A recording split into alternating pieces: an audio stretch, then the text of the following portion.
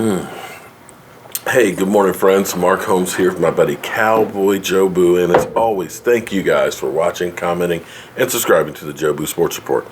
Here we are with another edition of Don't Sleep on the Dallas Cowboys, because literally things always happen late in the evening, late at night, the middle of the night on the Dallas Cowboys, so you can't sleep on them because you'll miss it.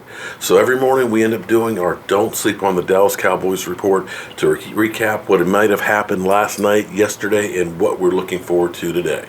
So guys, we all know that we signed Joe Thomas, not Joe Thomas, the offensive tackle that never missed a game, that literally blocked for over 20 quarterbacks in Cleveland. No, we signed Joe Thomas, who formerly was with the Dallas Cowboys and went to formerly the Cowboys on our practice squad, played a couple years in Green Bay. Nice, solid linebacker, definitely some depth. Not the guy that I want to have as our every down starter, but we need depth. If you can look at the Dallas Cowboys, look at the talent that the team has. When everybody was healthy, we were a great team, especially with Zeke Elliott with his head straight. The problem wasn't the top line guys. The problem is when you lost to Sean Lee, when you lost to Tyron Smith, the guys that were in there playing roles to fill in weren't good enough. And that's where a guy like Joe Thomas, who's played linebacker, has some experience and stuff, can fill in and help fill that need. Now, a lot of people are sitting there looking at Deonte Thompson. Now, guys, this bugs me. It bugs me that so many Cowboy fans are so defeated. We literally just started the league year. We haven't had our first practice. We haven't even gotten to the draft. And yet people are already ready to jump off the bridge, commit suicide over the Cowboys. Oh, we're going to suck. Hey, hold it. Let's back up. We don't know what's going to happen. Take a look at the Rams, who the year before were 4-12, ended up making the playoffs.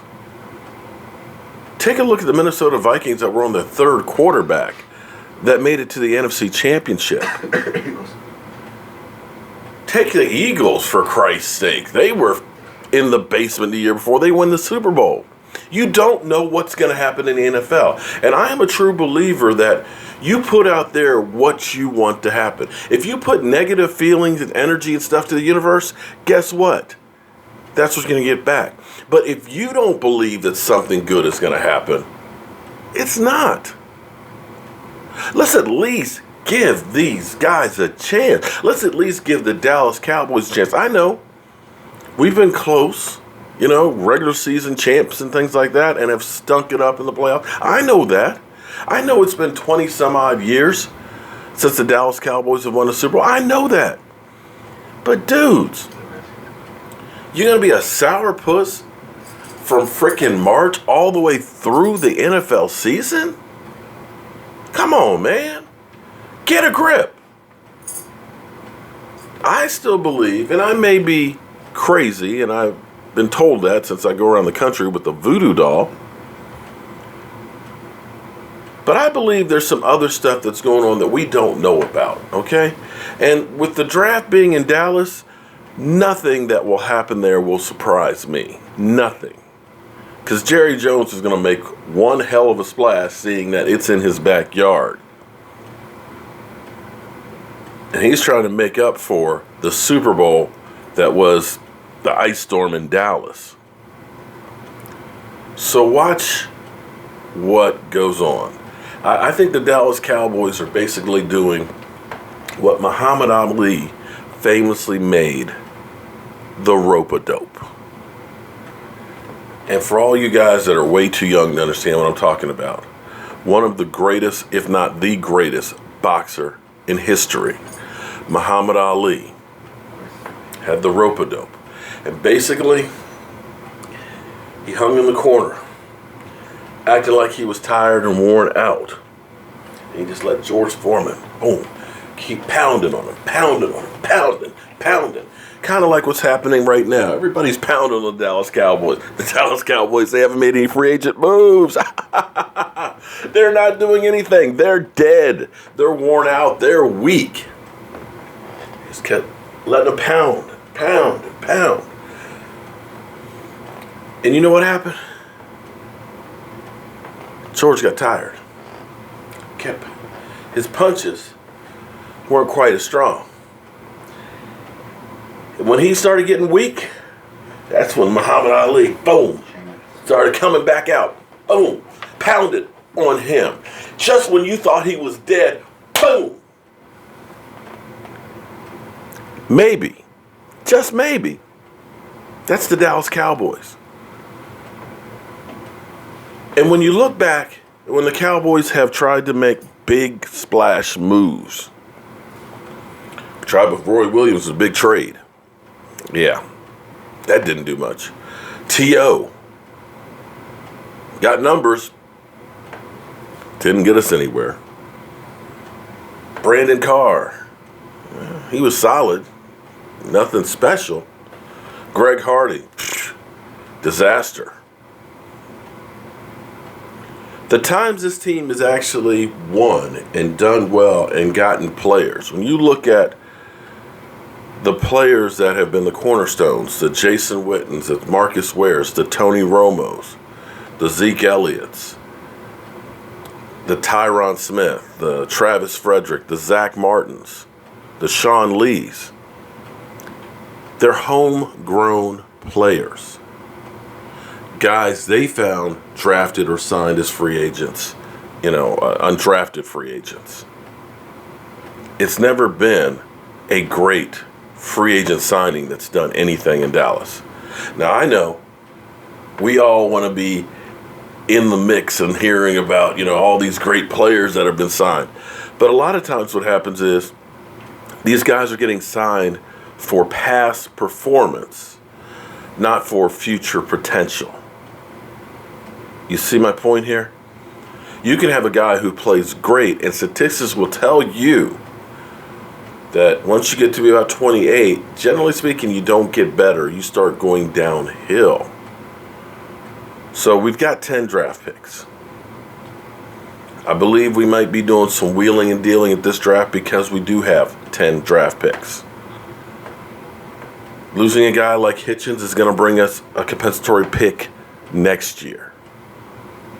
If we don't sign overbowed free agents, we can start trying to get this cap back in order so we're not in the position where every year we're having to restructure. And speaking of restructure, the Cowboys now have $7 more million as anticipated because they finally pulled the trigger for Travis Frederick and gave him that big bonus check. And now we have $7 more million to work with in free agency. And then, of course, we have the money from Orlando Scandrick that comes June 1st.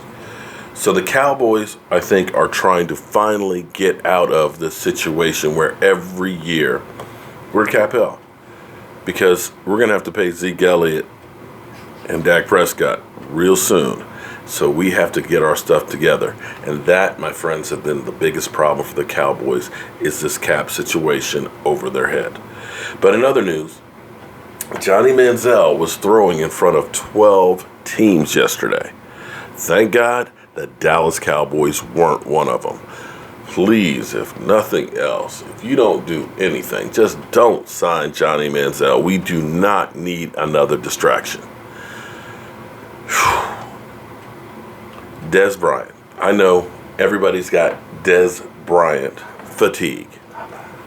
But here's the thing. Dez ended up going on a Instagram post of Dak Prescott and basically said, you're our leader, you're our captain, I am 100% behind you, I support you. It's kind of like a Planet of the Apes, if you know what I mean. And that's good. We're hearing great things right now from Dez Bryant that we don't normally hear. He's truly supporting and down with this quarterback. He's out going to be starting next month in April, working with a route guru, trying to get better at his craft because as you get older, you can't rely on just being able to out-jump, out-physical a guy, like me. listen, I ain't as strong as I used to be, but I can still do a lot because I've learned how to better do the job, how to use less energy and things as I have to move something or pick up something and things, how not to screw up my back. So Dez is definitely trying to change the narrative on it and try to make sure that this year, whether he's here in Dallas after that or still in Dallas, that he is ready to go someplace and to look good and get paid. So either way, you've got to feel good about that. Lastly, Allen Hurns, we all know he came in for a visit. He would definitely be an upgrade and a great number 2 for the Cowboys. He has tweeted out basically that it's not about money, it's about the situation and opportunity to win. So he's going to visit the Cleveland Browns as well as the Jets and Baltimore. So it's not over by any stretch of the imagination, but it's probably not likely that he's going to get signed. So guys, you're now up to speed with the Dallas Cowboys. We'll see what happens today. It's Friday. I hope you guys will join us tonight for our live stream where we'll be talking about our signings as well as getting ready for the draft, because we are a little over a month away from starting the 2018 NFL Draft, and I am excited as can be. Cannot wait to get there and bring you guys coverage like nobody else. I'm Mark Holmes.